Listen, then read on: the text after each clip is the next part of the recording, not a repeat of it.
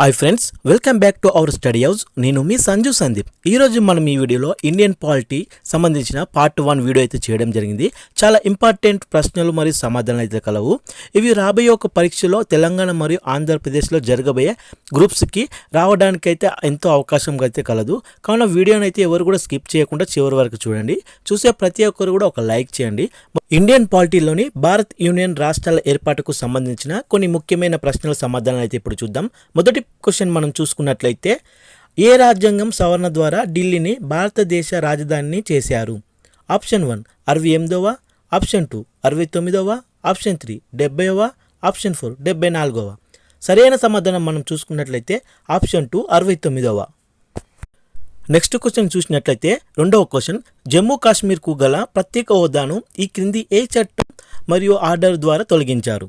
Option 1 రాజ్యాంగం జమ్మూ కాశ్మీర్కి అన్వయం order 2019 ద్వారా. ఆప్షన్ 2 జమ్మూ కాశ్మీర్ పునర్వ్యవస్థీకరణ చట్టం 2019 ద్వారా. ఆప్షన్ 3 భారత రాజ్యాంగం ప్రత్యేక ఆర్డర్ జమ్మూ కాశ్మీర్ 2019 ద్వారా. ఆప్షన్ 4 పైవేవి కూడా కావు. సరైన సమాధానం మనం చూసినట్లయితే ఆప్షన్ 1 రాజ్యాంగం జమ్మూ కాశ్మీర్కి అన్వయం ఆర్డర్ 2019 ద్వారా. నెక్స్ట్ క్వశ్చన్ చూసినట్లయితే మూడవ క్వశ్చన్, 2023 సంవత్సరం నాటికి భారతదేశంలో రాష్ట్రాలు మరియు కేంద్ర పాలిత ప్రాంతాల సంఖ్య వరుసగా ఆప్షన్ 1 29 రాష్ట్రాలు మరియు 9 కేంద్ర పాలిత ప్రాంతాలు. ఆప్షన్ 2 28 రాష్ట్రాలు మరియు 8 కేంద్ర పాలిత ప్రాంతాలుగాను. ఆప్షన్ 3 29 రాష్ట్రాలు మరియు 9 కేంద్ర పాలిత ప్రాంతాలుగాను. ఆప్షన్ 4 28 రాష్ట్రాలు మరియు 9 కేంద్ర పాలిత ప్రాంతాలుగాను ఉన్నాయి. సరైన సమాధానం మనం చూసినట్లయితే ఆప్షన్ 2 28 రాష్ట్రాలు మరియు 8 కేంద్ర పాలిత ప్రాంతాలుగాను ఉన్నాయి. నెక్స్ట్ క్వశ్చన్ చూసినట్లయితే నాలుగవ క్వశ్చన్, జమ్మూ కాశ్మీర్ రాష్ట్రాన్ని ఈ క్రింది ఏ చట్టం ద్వారా జమ్మూ అండ్ కాశ్మీర్ మరియు లడఖ్ అనే కేంద్ర పాలిత ప్రాంతాలుగా విభజించారు? ఆప్షన్ 1 జమ్మూ కాశ్మీర్ ప్రత్యేక హోదా రద్దు చట్టం 2019 ద్వారా. ఆప్షన్ 2 రాజ్యాంగం జమ్మూ కాశ్మీర్కి అన్వయం ఆర్డర్ 2019 ద్వారా. ఆప్షన్ 3 జమ్మూ కాశ్మీర్ పునర్వ్యవస్థీకరణ చట్టం 2019 ద్వారా. ఆప్షన్ 4 పైవేవి కూడా కావు. సరైన సమాధానం మనం చూసుకున్నట్లయితే ఆప్షన్ 3 జమ్మూ కాశ్మీర్ పునర్వ్యవస్థీకరణ చట్టం 2019 ద్వారా. నెక్స్ట్ క్వశ్చన్ చూసుకున్నట్లయితే ఐదవ క్వశ్చన్, 1931 లండన్లో జరిగిన రౌండ్ టేబుల్ సమావేశంలో గాంధీజీని ప్రత్యేక ఆంధ్ర రాష్ట్ర ఏర్పాటు డిమాండ్ను ప్రస్తావించాలని ఈ క్రింది వానిలో ఎవరు ప్రతిపాదించారు? Option 1 Konda Venkatappayya. Option 2 Tanguturi Prakasam. Option 3 Pattabhi Sitaramayya.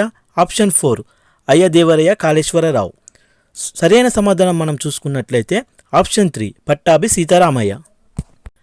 Next question చూసినట్లయితే ఆరవ క్వశ్చన్, రాష్ట్రాల పునర్వ్యవస్థీకరణ సంబంధించి పార్లమెంటుకు గల ప్రత్యేక అధికారాల గురించి ఈ కింది వాక్యాలను పరిశీలించుము.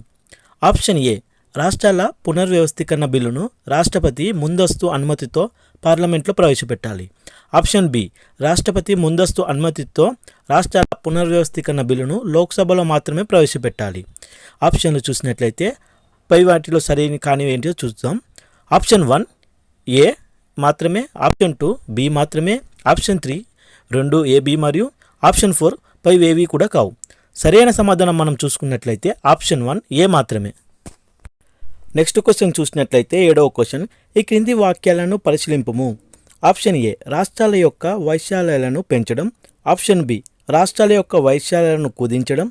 ఆప్షన్ సి రాష్ట్రాల బౌండరీలను మార్చడం. ఆప్షన్ డి రాష్ట్రాల యొక్క పేర్లను మార్చడం.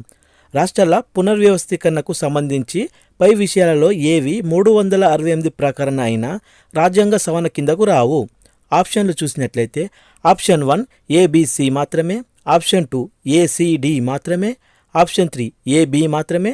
ఆప్షన్ 4 పైవన్నీ కూడా. సరైన సమాధానం మనం చూసుకున్నట్లయితే ఆప్షన్ 4 పైవన్నీ కూడా. నెక్స్ట్ క్వశ్చన్ చూసుకున్నట్లయితే 8వ క్వశ్చన్, తార్ కమిషన్కు సంబంధించి ఈ కింది వాక్యాలను పరిశీలింపము. ఆప్షన్ ఏ భాషా ప్రయుక్త రాష్ట్రాల ఏర్పాటు విషయమై రాజ్యాంగ పరిషత్ తార్ కమిషన్ను ఏర్పాటు చేసింది. ఆప్షన్ బి భాషా ప్రతిపాదిక ఆధారంగా రాష్ట్రాలను విభజించాలని తార్ కమిషన్ తన నివేదికను కేంద్రానికి సమర్పించింది. పై వాక్యాలలో సరికాని వాక్యాన్ని చూసుకున్నట్లయితే ఆప్షన్లు చూసినట్లయితే ఆప్షన్ 1 ఏ మాత్రమే. ఆప్షన్ 2 బి మాత్రమే.